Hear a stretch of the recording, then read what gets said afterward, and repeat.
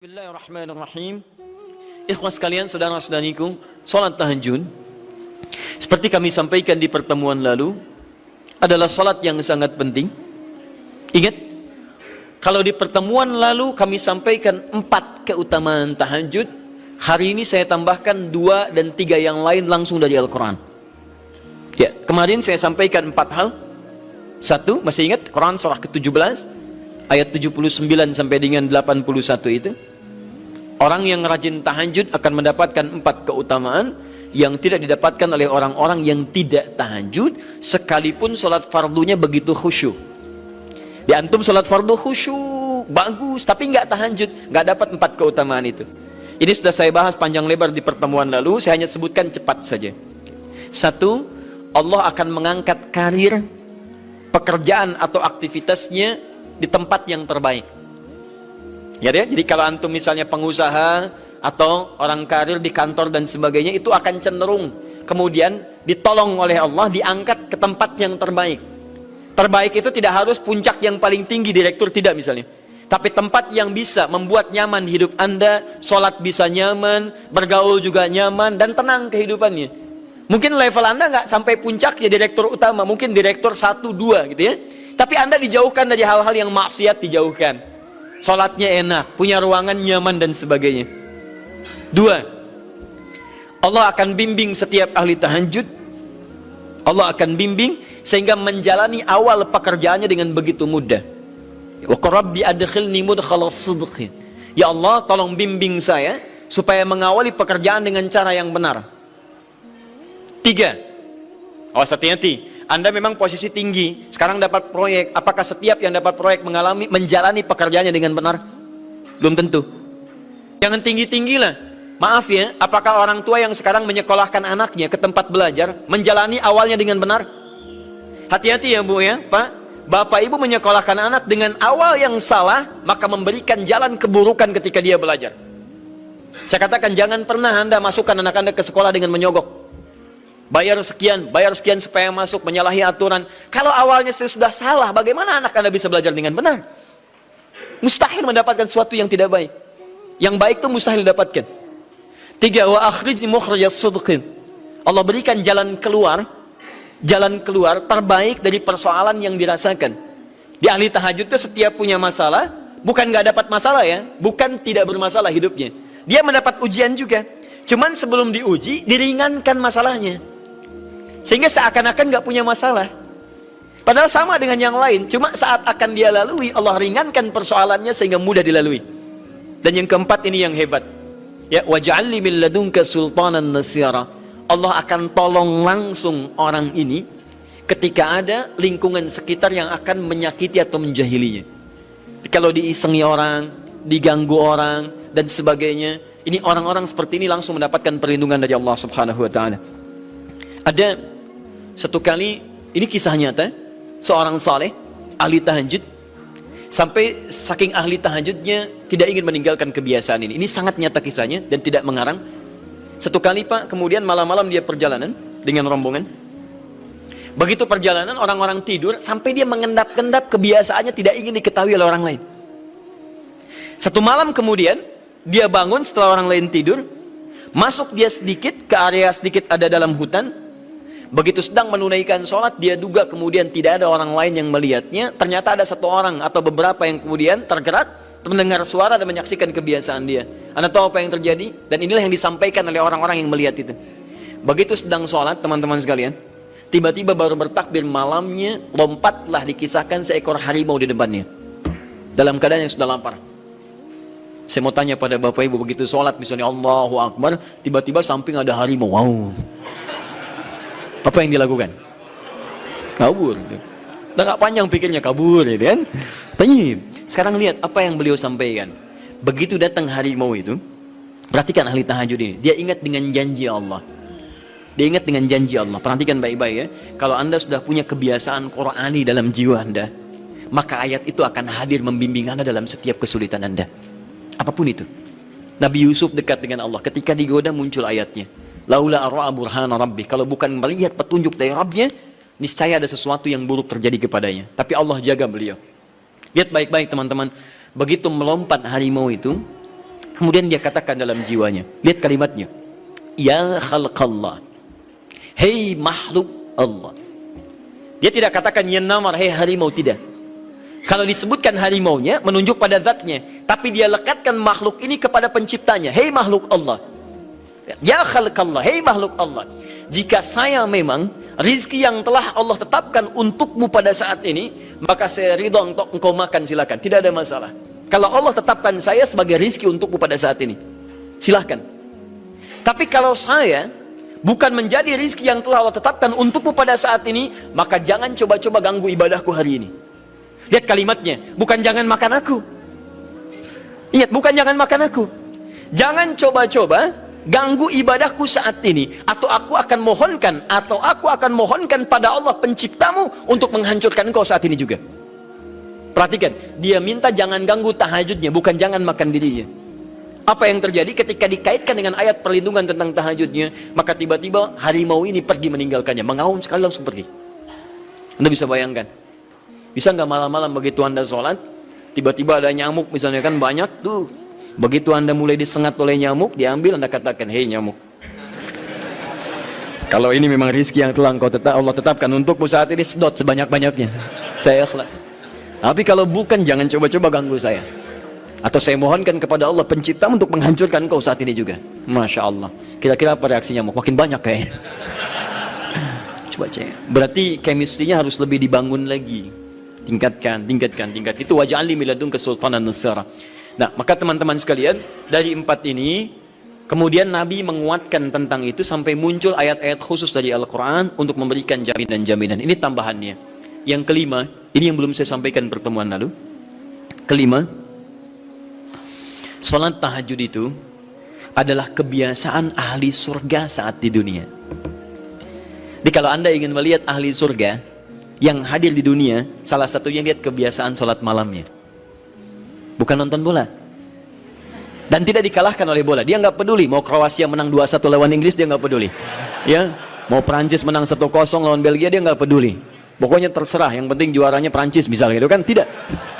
Dia nggak peduli, mau siapapun nggak ada masalah. Dan tidak dikalahkan. Jadi kalau Anda ingin melihat kebiasaan ahli surga saat di dunia, lihat kebiasaan malamnya. Kalau dia bangun dan mengalahkan semua kebiasaan malam ahli dunia, maka itulah ahli surga. Salah satu kebiasaannya. Ya, kalau nanti turunan dari tahajud yang muncul, nanti saya terangkan. Yang berhasil tahajud, ciri-cirinya begini. Jadi jangan dilihat setiap yang malam sholat itu disebut ahli tahajud, belum tentu, ada ciri-cirinya.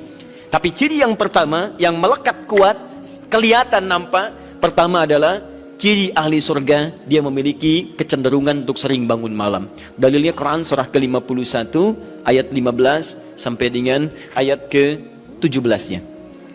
Innal muttaqina fi jannatin wa 'uyun, sungguh di antara orang takwa itu nanti akan ada yang mendapatkan hadiah taman surga. Apa keistimewaannya? Akhidhina ma atahum rabbuhum innahum kanu qabla dzalika muhsinin. Sungguh kebiasaan mereka itu saat di surga, keutamaan surga, taman surga ini, mereka akan langsung mendapatkan semua kenikmatannya dari Allah langsung. Kalau surga lain diberikan lewildanun mukhalladun, pelayan surga. Di kalau antum ikhwan oleh bidadari surga, yang akhwat oleh pangeran-pangeran surga. Ganteng cantiknya nggak usah dibayangkan, tak terlukiskan. Ada hurun in, ada seperti mutiara, ada seperti berlian, oh, indah sekali. Dan kata Nabi, mala ainan ra'at wala udhunun sami'at wala khatara ala qalbi bashar. Ya, enggak pernah dilihat di bumi. Dia mengantarkan bi aqwabi wa abariq wa ka'sin min ma'in, bawa gelas-gelas yang berleburan mutiara, emas dan sebagainya. Enggak seperti ini, enggak ada merek Akhir TV di sana nanti, ya. Semuanya indah. Tapi enggak terbayang. Tapi taman surga tidak. Allah langsung yang berikan tanpa perantara. Kun fayakun, gak usah dibayangkan, laisa kamitslihi syai', ada seketika. Tapi yang hebat, apa kebiasaan ini? Kata Al-Quran langsung, ini Allah yang mempersaksikan. Innahum kanu qabla dzalika muhsinin, mereka itu ahli ihsan saat di dunia. Ayat 17-nya, kanu qalila minal laili ma yahja'un. Mereka itu malamnya sedikit tidurnya. Jadi punya kebiasaan bangun malam. Jadi kalau Anda, ini cara memahami ayat itu begini. Cara memahami ayat seperti ini, jangan mencari orang lain. Anda sendiri yang jadi bagian dari ayat itu. Jadi itu diinformasikan pada kita, sebagai tawaran, kita mau nggak berniaga dengan ayat itu? Mau nggak menjadi bagian dari ahli surga itu? Jadi jangan sibuk mencari kebiasaan orang. Kenapa Anda tidak membiasakan diri jadi bagiannya? Ya, jadi coba cek dari keluarga. Ada nggak sudah jadi bagian dari ahli surga di keluarga Anda? Sekarang pulang ke rumah, coba lihat dari sekian orang yang ada di rumah berapa yang bangun? Mula-mula cuma 2 orang menikah suami istri belum bangun. Allah kirimkan anak belum bangun. Sudah ada cucu belum bangun. 10 orang di rumah nggak ada yang bangun. Masa satu pun nggak ada yang jadi ahli surga? Ayo coba. Makanya karena saking tingginya ayat ini, Nabi sampai membangunkan istrinya, membangunkan menantunya, membangunkan anaknya Fatimah Az-Zahra, menantunya Ali bin Abi Thalib. Dibangunkan oleh beliau, ayo bangun, bangun, bangun. Saking inginnya keluarga Nabi terpancar cahaya surga sejak mulai di dunianya. Teman-teman pulang ke rumah ya, coba lihat tuh. Anak-anak yang di pesantren kalau pulang dan sebagainya, malam bangun gak dia? Coba biasakan, bangun, bangun, bangun. Dan Anda akan rasakan hal yang sangat berbeda. 2, tadi tambah 1 ya, berarti 5, sekarang yang ke-6. Orang-orang yang rajin bangun malam, itu orang-orang yang mendapatkan pujian langsung dari Allah Subhanahu wa ta'ala. Jadi kalau Anda ingin melihat orang yang dipuji Allah, itu lihat orang yang sering bangun malam, tahajud. Di antara dalilnya, Quran surah ke-32 ayat ke-16. Tatajafa junubuhum 'anil madaji' yad'una rabbahum khaufan wa tam'a wa mimma razaqnahum yunfiqun. Setelah kita sujud itu ayat sajadah, Allah terangkan. Itu indah sekali kaitannya. Nih, di antara orang sujud ini ada yang lebih hebat lagi. Kalau Anda sholat subuh baca misalnya ayat sajadah, sujud, Allah terangkan. Di antara sifat orang yang rajin sujud ini adalah orang-orang yang rajin tahajud. Tatajafa junubuhum 'anil madaji'. Mereka sering menghindari tempat tidur di malam harinya. Maksudnya apa? Rajin tahajudnya. Ada orang-orang yang dipuji oleh Allah Subhanahu wa ta'ala karena kebiasaan malamnya dia menghindarkan diri dari tempat tidur. Maksudnya bukan nggak tidur, rajin bangun malamnya. Rajin bangun malam. Bapak Ibu kurang apa lagi ya? Kalau ada orang dipuji misalnya saat di dunia, presiden memuji seseorang, artinya presiden menyukai dia. Artinya presiden menjamin kemudahan baginya. Kalau ada orang yang dipuji Allah, artinya Allah mencintai dia dan menjamin kemudahan dalam kehidupannya. Maka dekati orang-orang seperti ini. Saya sarankan kalau antum punya teman, ikhwan sekalian, sedang mabit misalnya atau tugas dinas keluar, tiba-tiba tengah malam di hotel dia bangun sholat, itu teman terbaik Anda. Saya katakan pada Anda, tandai orang ini dan dekati dia saat di kantor. Bangun ukhuwah dengannya, persahabatan dengannya. Maka ketika Anda mendekati orang-orang yang dipuji oleh Allah, maka Anda pun akan kedapatan bagian dari pujiannya. Karena mustahil orang yang dijaga oleh Allah mengajak Anda pada maksiat. Itu mustahil. Mustahil. Sama teman-teman yang masih di kampus, kalau malam-malam misalnya di asrama atau pulang, tiba-tiba ada orang-orang yang kelihatan sholat malam, dekati orang ini. Jadilah bagian dari sahabatnya. Dan dengan itu saya ajak, coba cek pasangan hidup Anda. Jangan-jangan selama ini Anda berdua belum mendapati sesuatu yang terbaik. Kalau ibu ingin suaminya dipuji oleh Allah Subhanahu wa ta'ala, maka bangunkan malamnya supaya dia sholat. Kalau Anda, istri Anda ingin dipuji oleh Allah Subhanahu wa ta'ala, bangunkan malamnya supaya dia sholat. Dan kalau bisa keduanya kompak. Pernah kan saya sampaikan di pertemuan lalu, Nabi menyampaikan, lihat rahimallahu ra'an atau rajulan, Allah merahmati seorang lelaki, kemudian yang bangun di pertengahan malam dia sholat, lantas membangunkan istrinya dan mencipratan air di wajah istrinya supaya dia bangun menunaikan sholat malam. Seperti Allah merahmati seorang istri yang bangun di malam hari untuk sholat, kemudian dia mencipratan air di wajah suaminya supaya bangun untuk sholat. Saking tingginya mendapatkan pujian Allah, sampai kata Nabi SAW, ayo bangunkan istrimu sekalipun kau cipratkan air di wajahnya. Tapi mohon izin Bu ya, maksud hadis itu kalau sudah ada komitmen dan rencana bangun di malam harinya.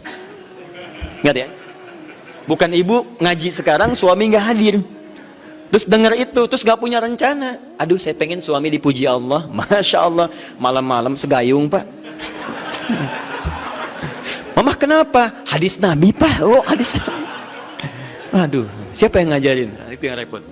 Paham ya? Paham. Sudah yang terakhir, ini menunjuk pada keutamaan tahajud. Kemarin 4 saya tambahkan jadi 3. 1 masih ingat tadi yang pertama apa? Allah Subhanahu wa ta'ala menjamin ia sebagai ahli surga, kebiasaan yang ada di dunia. Yang kedua, Allah memuji orang ini. Dan yang ketiga, tahajud itu kebiasaan orang soleh yang ditekankan oleh Al-Quran dan hadis Nabi SAW. kebiasaan orang-orang saleh. Jadi kalau yang pertama ahli surga, kedua dipuji Allah, yang ketiga langsung dikuatkan orang-orang saleh. Dan orang-orang saleh itu, mohon izin ya, maaf, orang saleh itu tempatnya saat di surga itu sesurga dengan semua nabi. Semua nabi dan rasul. Ayatnya ada di Quran surah keempat An-Nisa ayat 69. Paling kanan di pertengahan. Wa may yuti'illaha wa rasul fa ulaika ma'al ladzina an'ama Allahu 'alaihim minan nabiyyin was-siddiqin wasyuhada was-salihin wa hasuna ulaika rafiqa. Siapa yang mau menaati Allah dan Rasulnya, maka dia bisa sesurga dengan orang-orang yang telah Allah berikan jaminan nikmat surga untuk mereka. Di antara mereka para nabi, awas, para syuhada, siddiqin, orang-orang jujur, was-salihin, orang-orang saleh. Ini syahidnya di ayat ini bahwa orang-orang saleh akan sesurga bersama semua nabi. Saya pernah katakan pada Anda, kalau beberapa nabi saja, maka bahasa Arabnya bukan nabiyin, tapi anbiya. Anbiya. Karena itu ada surah ke-21, surah Al-Anbiya. Di situ dikisahkan beberapa nabi saja. Puncaknya di Quran surah 21 ayat 83 sampai 90. Di situ ada kisah Nabi Zakaria, kisah Nabi Yunus, kisah Nabi Ayub dan sebagainya. Anda bisa baca itu, ada turunan para nabi, tapi tidak semua nabi dikisahkan. Tapi kalau Anda ingin sesurga dengan semua nabi tanpa kecuali, maka Anda kerjakan sebagai orang soleh saat di dunia, ada peluang mendapatinya. Nah, ciri orang soleh yang ditekankan itu, dia adalah orang-orang yang rajin bangun malam saat dia berada di dunia. Itu yang disampaikan tekanannya di Quran surah ke-76 Al-Insan ayat ke-26. Wa minal laili fasjud lahu wasabbihhu lailan tawila. Dan di antara sementara malam, tidak usah sepanjang malamnya, tapi sebagian malam cari waktu untuk banyak bersujud kepada Allah dan memperbanyak tasbih kepadanya. Di antara makna tasbih dan sujud itu adalah tahajud.